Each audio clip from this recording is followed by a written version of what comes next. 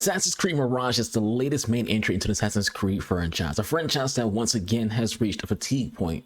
Part of why we got the overhaul of the game's design that led to the open world RPG action format of Origins was because of how bored and tired people were with Assassin's Creed at the Syndicate. It was not necessarily Syndicate's fault, but just more so of the feeling after Unity was an entirely broken mess to where he would just didn't even bother with Syndicate to begin with, and Ubisoft had to, basically be forced to make a change. And that change was to basically, take some time off from Assassin's Creed. It was a yearly release like Call of Duty and Madden is. Then they stopped it from being really sick, actually, rebuild the game from the ground up. So for 3 games, Ubisoft released open world action RPGs. But with Valhalla, fans once more got tired of the franchise, mostly because of how bloated Valhalla was and how it didn't feel like a true Assassin's Creed experience. A lot of people, including myself, just didn't enjoy Valhalla. It just didn't feel it didn't feel enough like an Assassin's Creed game because it lacked stealth and because it was just an action game. So what does Ubisoft do? Well, they make an Assassin's Creed game where the entire marketing behind the game is telling you, the gamer, Mirage is a return to the roots of Assassin's Creed. It's going back to what we fell in love with the first 2 games. It was marketed to us more than anything when it comes to this game about back to the basics. Like they didn't show you the story, they didn't tell you anything about this game when it comes to its marketing other than we're going back to the roots.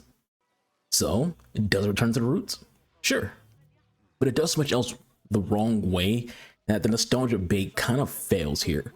Let's really want to talk about the game itself, the story, the combat, before diving into those negatives, because honestly this review is mostly me ranting about a game that I want to love, but there's just a lot here that hurts me from loving it. I'm a massive Assassin's Creed fanboy, like top 5 video game franchise of all time for me.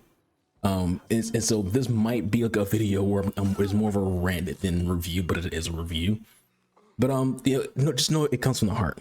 So what is this game about? Well, it's about Basim, for the most part, at least. You play as Basim, whom is probably the second most important character to the story of Valhalla. He's basically your side character, if you will, like the side. He's like the Vegeta to Eivor's Goku. Let's go with that. The story takes place 20 years before the events of Valhalla. You play as Basim from the time he's a thief on the streets until Basim becomes a master assassin. What about the story? If that's what the game's about, what is the story about?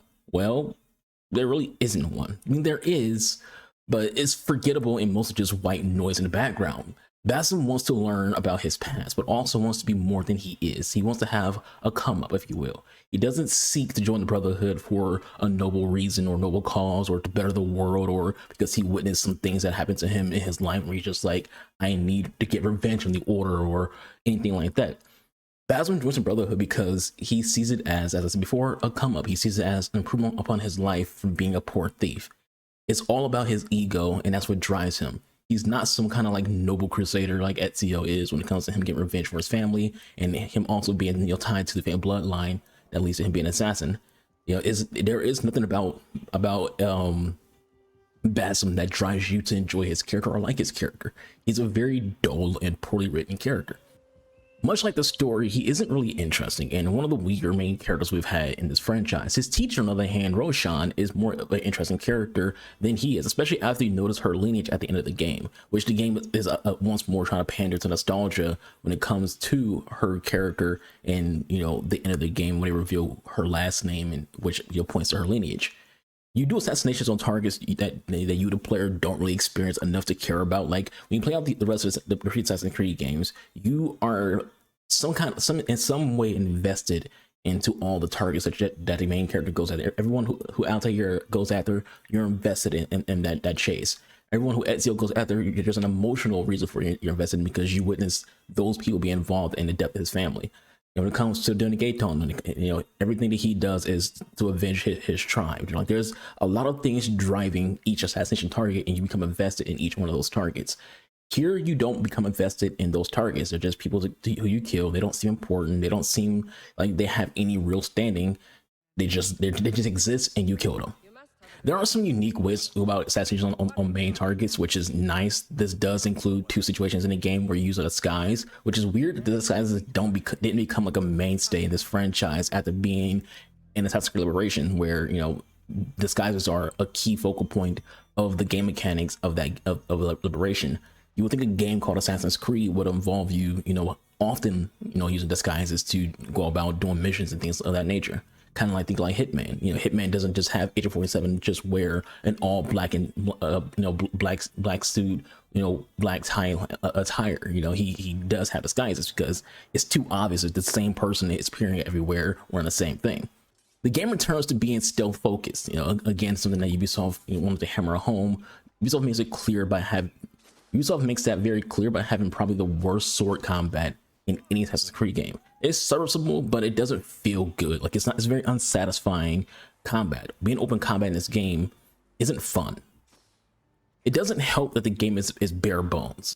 It's not just that the game lacks, the special powers that you get like the last two games, for example, but even your weaponry takes a hit. I like that they got rid of all the powers, because I just felt like Eivor and Cassandra, as much as I like Odyssey, all the superpowers and stuff it was just not Assassin's Creed. Like it became way too, God of War and Darksiders than anything else when it came to the character having just all these random ass powers. But in this game, even if your weaponry takes a hit, there isn't a bow for you to use to stealthily handle enemies from a distance, which is weird because this time period would definitely have had an assassin using a bow. With this game taking place in Baghdad, archery is massive in Arabic history, integral to Islamic society. So him not having a bow to use just seemed like a weird step backwards. It doesn't make sense for the time period or the character, and also just why get rid of the bow? Like it was one of the better things that the game has had when it came to the last three games, and then you just removed from the game entirely for this one. It's just weird. The term bare bones sums up this game a lot. Even the skill tree is pretty meh and bare, to the point where you just feel like maybe you just shouldn't have had one to begin with, which would have been better. You didn't have you want to pay nostalgia for Assassin's Creed 1 and Assassin's Creed 2. Those games didn't have skill trees. Why does this not have a skill tree?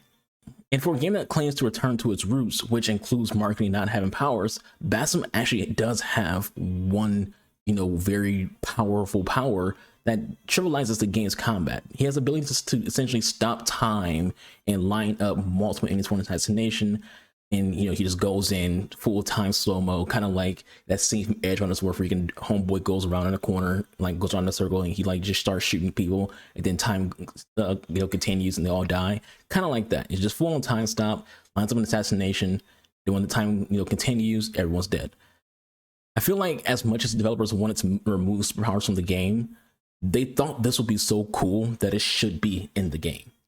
This game gives you the feeling that it's not a finished product at that same time. The game's climax is kind of abrupt. You feel like you blink and the game is over. I don't mean that in the game is too short kind of way, because there's nothing wrong with that. There's nothing wrong with a game being shorter. I mean, part of the issue of Valhalla is that it's a bloated mess and it just takes too long for things to happen in that game. But this game, the story is so irrelevant and uninteresting to where once you get to the end, you're just like, what was that? Like the main game story feels like side content, and that's how the main story feels. It feels like it's side content. It just ends abruptly. And again, this game is very short. It took me like 20 hours to beat the game. Short games aren't a bad thing. They still hold to have a game with a well-told story that you experience for that entire 20 hours. More evidence of the game needing time in the oven is the game's visuals and physics. The atmosphere in Baghdad itself looks good, but player models look rough. The company that with how NPCs hand click through items, boats randomly spin and phase, and constant game crashes, the game starts to feel like Ubisoft C team are the one who developed it, and then they just threw it out and said, hey, here's an Assassin's Creed game, buy it and play it. Now I know what some of you are thinking. I'm being harsh towards this game. It can't be that bad. Everything I'm saying just sounds so bad. Well, part of the point of the reviews is to let you know what you're getting into, what you're paying for. I want you to know all the potential negatives for it that you will see when it comes to this game. There is a lot here to like. It's not an awful game like Valhalla is, in my opinion. The return to the roots is appreciated. I love being able to do eavesdrop missions. I love being able to do assassin contracts. I love the focus on stealth. I love stealth games. Stealth is lovely. I prefer to need to be stealthy when it comes to a game than being able to just force my way through games with the shield and sword. And powers allow me to turn the game into God of War light. I like stealth. That's why I love the original game so much, because there's so much, heavy emphasis on stealth. I also really like that there's a rank up system. Like, it's not like a true air quotes rank up system, but it kind of works in a way of, Besson has to rank up his assassin. Like, you don't just get to be a master assassin. You start off as an initiate, and then as you complete main missions, you rank up to, apprentice. Then you do main missions, and you rank up to, to a master. That, like, I like that. It kind of reminds me, again, paying homage to Assassin's Creed 1, where when Altair gets demoted back to, his origin, to like being initiate, he has to regain his rank. So he has to do complete missions to rank up. I like that aspect about the game, and being able to, like, basically your outfit changes as you rank up. You get these talismans as well that shows your rank, and as you play the game, you also be able to like unlock these tools to use. And again, it reminds me of Altair having to like get his tools back after losing pretty much all of his things when it came down to him being demoted. The parkour, when a game isn't being clunky, is good, but it does sometimes have that usual Assassin's Creed clunk. If you play Assassin's Creed game, you know exactly what I'm talking about, when a game just feels a little clunky.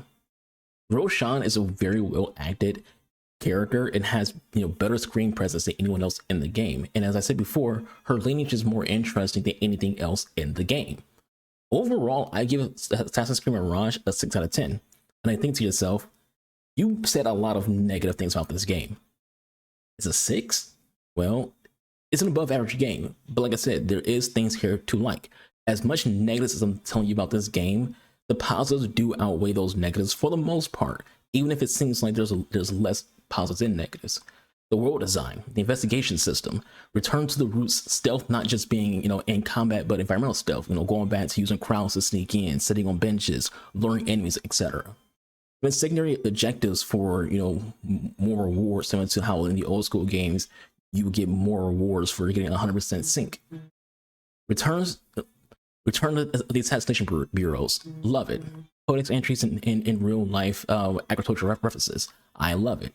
I'm a history buff. I love being able to witness history and story and things like that. So being able to like see, oh, this is an actual real location in Baghdad or a surrounding area, I love it.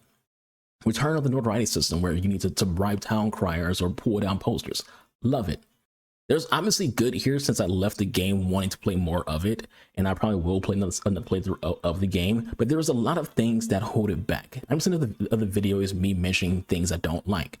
Outside of Roshan, supporting characters are uninteresting. Lack of customization, microtransactions still being present in a game that's, kind of like a DLC essentially. Meanwhile, Ubisoft is still force feeding you, the cosmetic microtransactions and the time, convenience of that they did put in the games nowadays. There's so much less customization. There's so much less, like, there's no temples. There's no go do these like hidden areas and you'll be able to like unlock some cool secret armor, like how most games you can unlock Altair's outfit and things like that. No, all of that's behind a paywall now. So it's like you don't really get to feel like this game matches every other game you've played up to this point.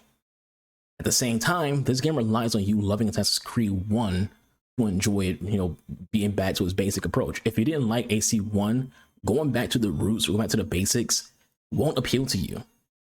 Basim can't carry this game nor the story. He's very dull, as mentioned before. And for a game that plays heavy on nostalgia, you have a character who's uninteresting, who's boring, you will have a hard time marketing this game to a lot of people. Assassin's Creed Mirage is an above average game. It uses Assassin's Creed 1 as a template and nostalgia pander, while not capturing what makes that game in AC2 games people fell in love with. It's a serviceable game with some replay value, just a little bit, but has no ability to stand on its own as a standout game within the franchise.